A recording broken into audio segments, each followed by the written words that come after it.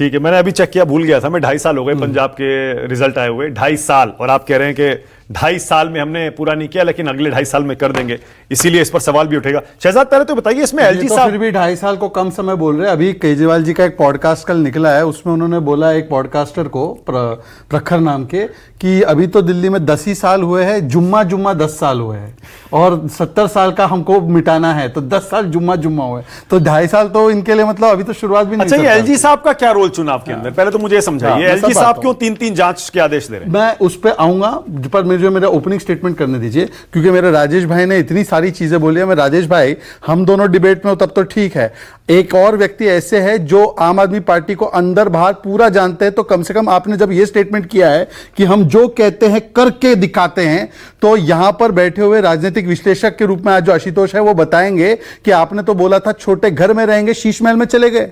आपने बोला था कांग्रेस से कभी हाथ नहीं मिलाएंगे, कांग्रेस से हाथ मिला लिया। आपने बोला था स्वराज से हर चीज करेंगे, शराब पर चले गए।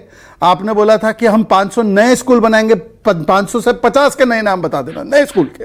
आपने बोला था 20 नए यूनिवर्सिटी, 20 नए हॉस्पिटल बना देंगे, 20 नए स्कूल हॉस्पिटल और 20 नए यूनिवर्सिटी के नाम बता देना। आपने बोला था प्रदूषण मुक्त कर देंगे, प्रदूषण मुक्त किया कि नहीं बता देना। यमुना जी को साफ कर देंगे, यमुना जी के बारे में बताए क्या बोलते, सुनिए।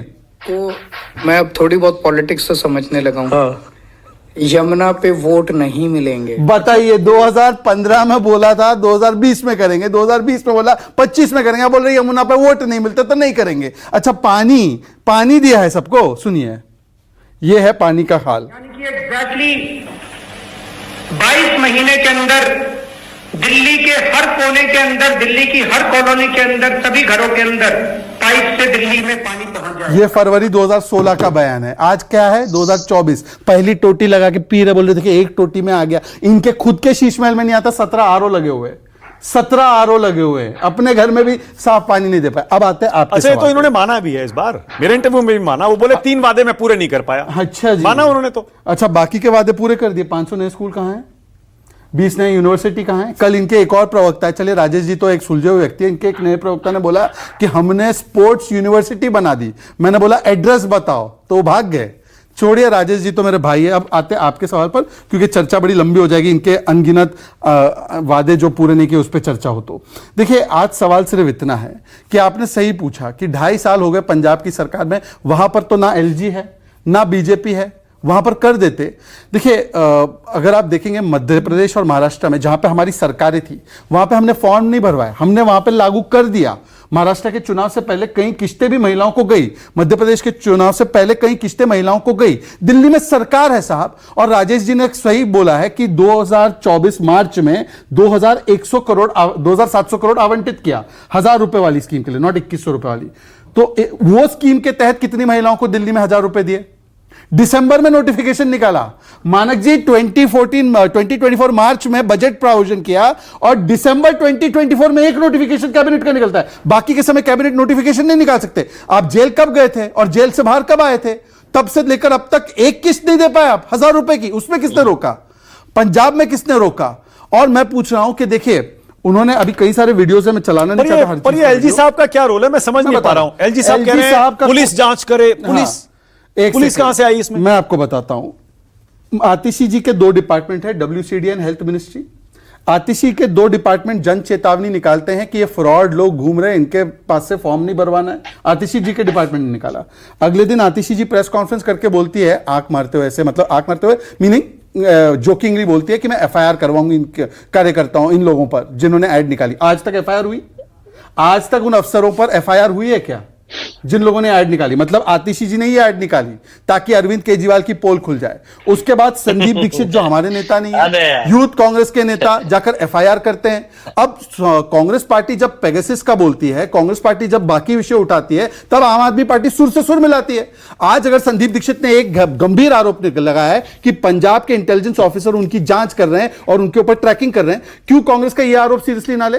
पेगासस का आरोप सीरियसली लेती थी आम आदमी पार्टी, यह आरोप क्यों सीरियसली ना ले? आरोप लग रहा है सब मिले हुए हैं। अरे सुनिए, बीजेपी कांग्रेस मिल गए। अच्छा सुनिए, आम आदमी पार्टी के अभी मैं लास्ट इसी पे आ रहा हूं, और लास्ट इसी पे आ रहा हूं, लास्ट पॉइंट इसी पे आ रहा हूं। नहीं, लास्ट इसी पे आ रहा हूं। राजेश जी देखिए, सुनिए, कांग्रेस बीजेपी की बी टीम है, 24 घंटे का समय दे रहे हैं अजय माकन पर और बाकी इनके नेताओं पर कार्रवाई करो। अब तो कार्रवाई कोई कांग्रेस ने की नहीं। इंडिया अलायंस में क्यों है? अगर कांग्रेस पार्टी बीजेपी की बी टीम है तो सैद्धांतिक रूप से आप इंडिया अलायंस में अभी तक क्यों है? 24 घंटे भी बीत गए। संजय सिंह की वो 24 घंटे देते हैं, कार्रवाई करनी होगी। अरे अजय माकन तो सोनिया जी के साथ थे। आज सोनिया जी के साथ जब भी कोई विजुअल दिखा आपको तो अजय माकन साथ में थे। तो इसका मतलब जो भी अजय माकन ने बोला है वो सोनिया गांधी जी के आशीर्वाद से बोला है। बोलिए तो अब बोलिए कि क्यों नहीं छोड़ते इंडिया अलायंस? बोलिए राजेश गुप्ता, बोलिए। देखिए, आज इतनी बुरी हालत है भाजपा की दिल्ली के अंदर कि उनको कांग्रेस के कंधे पे चढ़ के बोलना पड़ रहा है, कांग्रेस की तारीफ करनी पड़ रही है, कांग्रेस के लिए बार बार कहना पड़ रहा है कि संदीप दीक्षित जी की बात को मान लो। अरे इतनी खराब हालत हो गई यहाँ पर 2100 की स्कीम से यार। केजरीवाल जी ने 10 साल जो काम करे कि बार बार अब कहते हैं कि दिल्ली में बताओ क्या क्या काम करे। अरे काम नहीं करे होते तो 3 बार सरकार बनती क्या? और सरकार भी कैसे बनी? 67 सीटों से, 62 सीटों से। आप कहते हैं हॉस्पिटल नहीं बनाए। अरे आ जाओ मदीरपुर में, आपको दीपचंद बंधु अस्पताल दिखाता हूँ कितना अच्छा चल रहा है। दिल्ली में कितने अस्पताल में आपको दिखा सकता हूँ कितने अच्छे चल रहे हैं, कितने अच्छे नए नए बन रहे हैं।